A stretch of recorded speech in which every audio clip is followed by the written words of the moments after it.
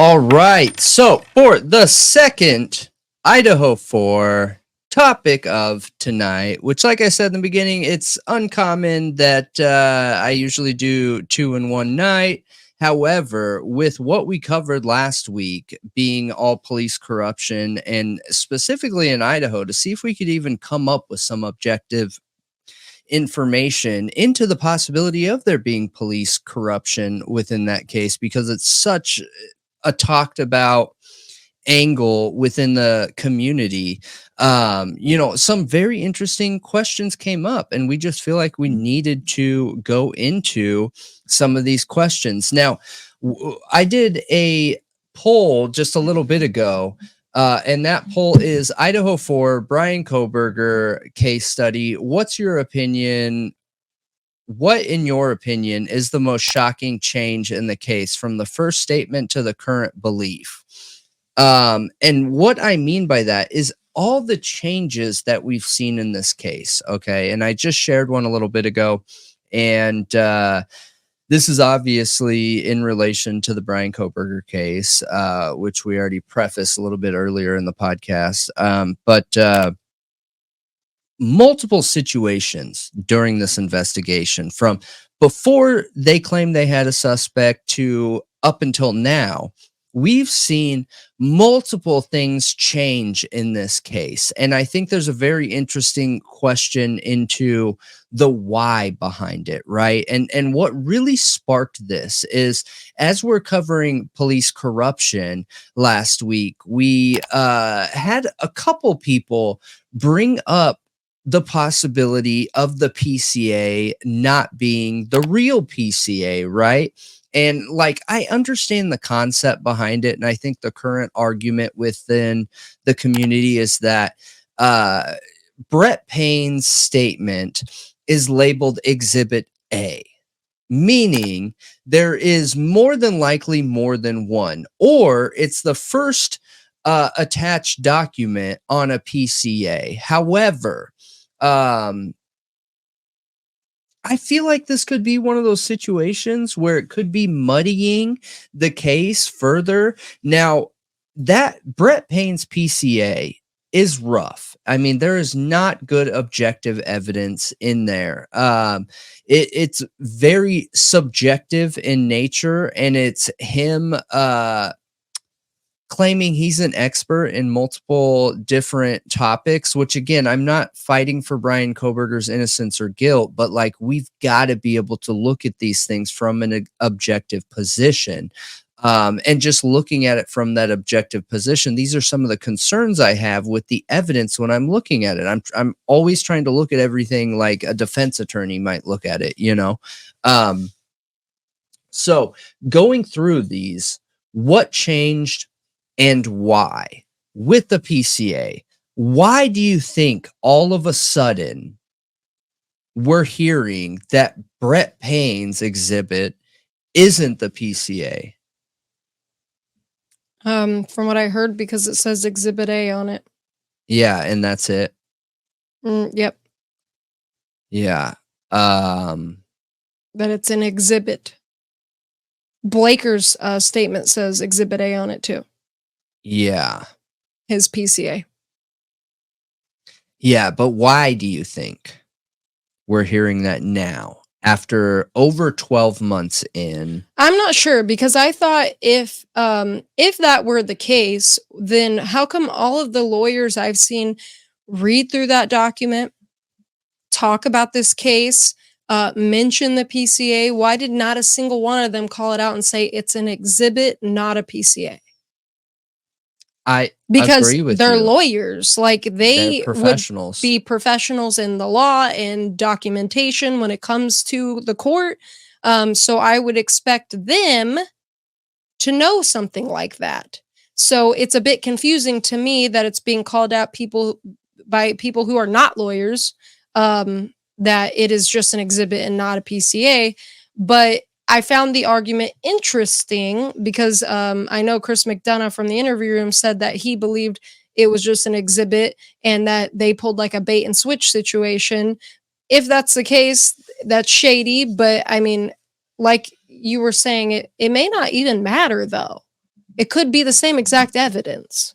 Exactly. What does it matter? Even if the PCA is a more clear cut, like maybe bullet points of the evidence that was used in Brett Payne's statement, Brett Payne is still the lead investigator, and that is still the evidence. An affidavit is a personal account. It is. So the PCA is his personal account of why he believes there is probable cause to arrest Bryan Kohberger, and the PCA that we have from Brett Payne does exactly that. It is his personal account of the evidence that gives him probable cause to arrest or get the warrant to arrest Bryan Kohberger. Submit it to the judge. Yeah, absolutely. Absolutely. I just can't come up with a good argument about why. And I think this case has been from the very start, and we haven't covered it from the start, but we've been covering it for quite a few months now. But I feel like there is always this influx of random muddying of information within this case. So yes, every single time I look at a new piece of information that comes out, I'm looking at it from the position of a defense attorney might, and questioning what doesn't make sense first. Not why it makes sense to my argument, but why doesn't it make sense? You know what I mean? Mm-hmm. Otherwise, a lot of information that comes out is easy to adopt into your personal subjective opinion, just because it might back what your argument or opinion is. I think some of the intentions behind possibly arguing that it's not the true PCA could be, well, I told you we didn't have, I think Bryan's guilty, okay? And I told you we didn't have all of the evidence and that they have a lot more. So if this isn't the true PCA, that must mean the real PCA is way better and says all of like the really good evidence. So yeah. Yeah. And then another argument could be from somebody who maybe isn't sure if Bryan's guilty or not, or maybe thinks he's innocent, could be, well, see, this is so shady. They pulled a bait and switch. This doesn't seem standard, and, you know, call it out like it's misconduct almost. Yeah, absolutely. And I think those are trickery. Very good possibilities in this situation. Now, another one is the Hyundai Elantra wrong year. Oh, okay. And this one got 11% of the votes here. Some of the arguments with this information, right? Because we're talking about things that have changed in the timeline. Why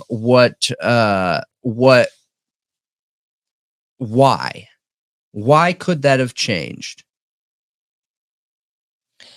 I mean, they claim it was because the expert got it wrong, which I think a lot of people feel like is really unbelievable. That an FBI expert on vehicles, like that's literally his job, is identifying vehicles, and he's an expert in that, would get the year of the car wrong.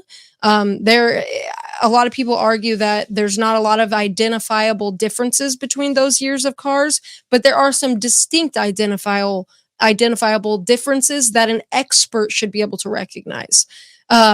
So I don't know. Either I have many questions around that. I think that they could have seen that car, the original year that they posted, not a 2015, but a 2011 to whatever, 2013. What they originally said was the car on camera and first identified that one. I don't know. And then used his car because he drives a white Hyundai Elantra to be like, to make it fit, because maybe the camera footage isn't that good, that they're kind of trying to make it fit. Yeah, and that's interesting because immediately when I was looking into some of these, I was curious if did they change the Hyundai Elantra year after Bryan Kohberger became a suspect or before? Right. That's important. It's very important. It's very important to the argument because, it's one thing if an expert makes a mistake. Everyone makes mistakes, right? And then maybe you looked at it again or you did further investigations into the differences in the models of those years. And you found that, hey, this is actually this year. So let me correct that, right? And then they found Bryan Kohberger. That is much more believable in this situation, just highlighting some of these changes in the timeline. Yeah. Now, okay, going through them pretty quick here. We have the next one being the suspects. Do you remember that statement made by Fry looking for the suspects in the vehicle? Yeah, he said suspect or suspects, right? Yes. Yeah. But identifying that people could be seen in the car. Yeah. So how do you get that wrong? I think it was, I don't think he got it. I don't know about that one. I don't feel like it's that big of a deal because you may not be able to see anybody in the car from the footage, but you see the cars driving, so you know somebody has to be in it. You just don't know how many people. So suspect or suspects. That would imply they didn't see anybody in the car. Right. And well, in a car that doesn't have tinted windows. But it's also at night and we don't know the quality of camera footage and we don't know the distance of that camera from the car. I mean, we kind of know the quality of that camera. The one by the house, at least. Do we? Yeah. Yeah. We looked up the camera and the fact that it's like 1080p or 4K for that screw in. Oh, the light bulb cam? Mm-hmm. Yep. So I don't know. I would think with a street light, you should be able to see whether there's one person or two in there. But that actually got some of the lowest amount of votes. So the biggest one here is the time of death, which is what I would have expected. Yeah. I would have expected. And there is so much contradicting evidence and statements with that. You have the Chapins that say that 2 a.m. is a dark time. You have the time of death being changed a few different times. Now, I'm saying that while understanding that there is no way to get the time of death down pat concrete, down to the minute. Unless you have an eyewitness, unless you have footage, unless you have like solid evidence. Yeah. Right. Right. A witness is like circumstantial and like not the best, but yeah. Yeah. So why could that time of death change? Again, I think it keeps going back to the possibility of the investigation. You know what I think is a possibility? Ignoring other plausible evidence to fit a narrative that makes the most sense to investigators. You know why I think it could have changed? Because in the beginning, they may have been following what the evidence was saying and then change that according to what a witness was saying. Very possible. We've seen that happen all the time. We saw it happen in Dr. Moore's case. We've seen it happen all over the place. So all over the place. It makes you wonder, why did that change? How did they narrow that timeline down? How do they know based on the information they have that they're using to decide that that is when it happened? How do they know that is what narrows it down? Like a witness statement, like Xana's phone being used, because here's two contradicting things. You have Maddie and Kaylee calling Jack Decor, Kaylee's ex-boyfriend, at around like 2:50, almost up till 3 o'clock. Like this whole little last, quarter of an hour or, whatever, until it just stops. And then you have this like blank space of time where nothing is happening until 4 a.m. when Xana is last using her phone, and that stops. But you have Dylan's witness account.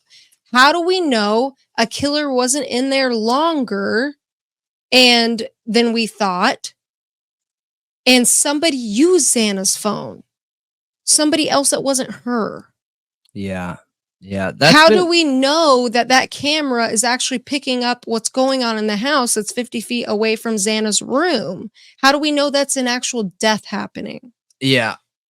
That's something that we have questioned from the very beginning also. I know that there's been a ton of evidence out there to try and combat this time of death. I've even heard the scream theory that can be heard on the Banfield body cam. And Linda Lane. There's a lot of noises in the Linda Lane footage. Yeah. But remember, it's a hustling, bustling college town too. You're Right. gonna get different sounds. The scream that I heard in the Banfield doesn't sound like a life-threatening scream. It sounds like a playing, messing around, yelping type scream. You know what I mean? There's a difference. Oh, yeah. There's a difference. Like, absolutely. I think a lot of people could tell that difference too.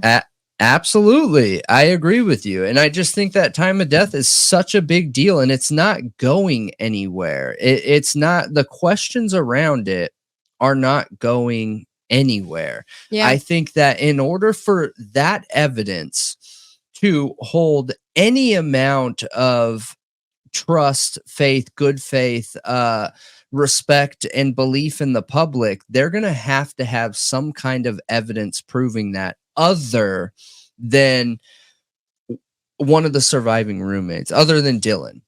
Yeah. Because Dylan's integrity as a witness will be challenged. And we don't know all the circumstances surrounding what she was up to that night, if she was intoxicated, if she even had any sense of time, if she was texting or not. Like, there's a lot of factors that play into her recollection, if she could actually know what she's claiming to know. And there's no guarantee we'll find that out either. You got to remember that if the read technique was used here, or she felt like she was being pressured into making this eyewitness statement, could be false. She might have been like super wasted, like any college kid. I'm not saying that in a bad way. No, like there's nothing wrong with it. Any college kid would be on, a Saturday, Sunday, and unreliable, but there's no way to verify it. Right. None whatsoever. Mm-hmm. None. They were all out partying that night. It's more likely that they were all intoxicated in one form or another than not intoxicated. Correct. It makes you wonder, like, to me, what also doesn't make sense is I feel like it makes more sense for whoever did this to have been watching them longer than what they claim Kohberger was watching them by driving around the block. Yeah. I heard somewhere online saying that, Bryan Kohberger they don't understand how he could have stalked them with him being there 6 months. Actually, I think he was there 2.5, right? I think he moved in August, and our viewers will correct me if I'm wrong.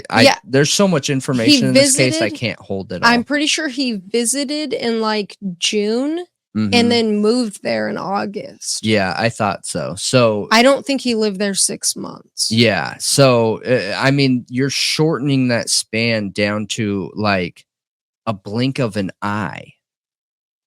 Yeah. A blink of an eye. Like, that would go by fast being in college. Absolutely. And with how much you're doing. Like, he was going for his PhD. He was busy. Yeah. And he was a TA on top of it.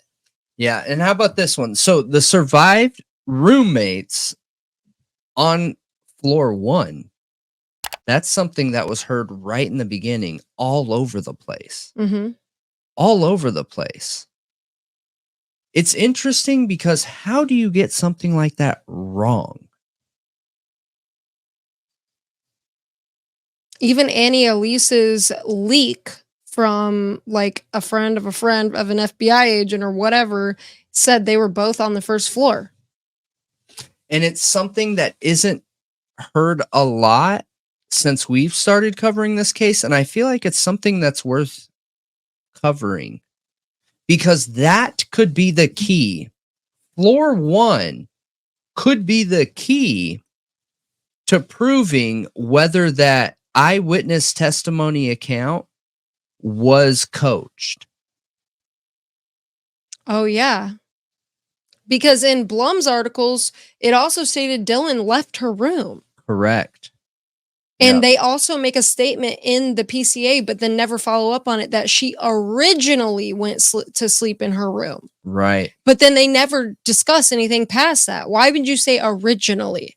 That implies she left. Yeah. It's a weird word to put in there. It is weird. It's extremely weird. It doesn't make a lot of sense. Why wouldn't you just say she went to bed in this room and was there all night? Yeah. That's what I would expect. Why not be solid? Why are you saying originally? Yeah. It makes you wonder if at one point she did go to the first floor. Or that's where she lived. On the first floor, Dylan? Yes. That's what was stated. It just said they were both on the first floor. It didn't, I don't think it said she lived on the first floor, but I don't know. No, all the mainstream media that was coming out was saying that she was living on the first floor. Why else would you be on the first floor? I don't know. I don't know that they made it as definitive as that. They just said they were both on the first floor, but I don't know. I'd have to go back and look. So a couple of the comments that were left is that, the knife sheath wasn't brought out. Nobody knew about it until after Kohberger's arrest. That's not true. Yeah, I didn't think so, but I also didn't have time to look into each one of these comments. We've been through this. The Moscow Police Department, very early on in the case, like early December or even late November. I thought it was November. Even late November, like literally only like a week or two after the crime, went to that store with that guy, Scott something, or I can't remember his name right now, but they were inquiring about a K-bar knife. And there were speculations about a sheath. So even though it wasn't confirmed by the police, we do know the police were going places and asking about K-bar knives, and that was confirmed by the manager of that surplus store or whatever. Yeah. So people start talking like, well, if they don't have the murder weapon, how do they know that was the knife used? And there were speculations about a sheath. Yeah. And so another one here is the supposed time of crime to discovery. Time of discovery to time friends called, time between friends arrived till 911 EMT. Yeah, I think all of these are great, and they are all things that have been changed more in like the true crime community than in law enforcement. The ones that we've talked about so far have been specifically within law enforcement, a law enforcement connection. So the roommates being on floor 1 was stated as law enforcement making a comment to mainstream media. And I believe that's where that started. And then it started changing over time. Then we have the car, the changing of the year, the plural to singular suspects in a car, the time of the crime or time of death. But yeah, the PCA, the roommates were not eyewitnesses. Interesting how many changes there were within this investigation. And also it went from an isolated targeted attack and nobody is the public is not at risk, to then really taking a bunch of steps back on that. Yeah. I think that was just that. I understand that one a lot more than I understand these, because that one, they're trying to keep the public calm. All right. And it's not fair. It wasn't right. And it wasn't okay. But I understand the intent behind it. It was just a bad decision to say that. But this is literal evidence being changed. Yeah. Evidence. This should be objective. There should not be gray area or question marks around this. And this is what brings major concerns in this investigation. But I'm curious what you guys think. And is it as concerning for you as it is for us when we're looking into a trustworthy case?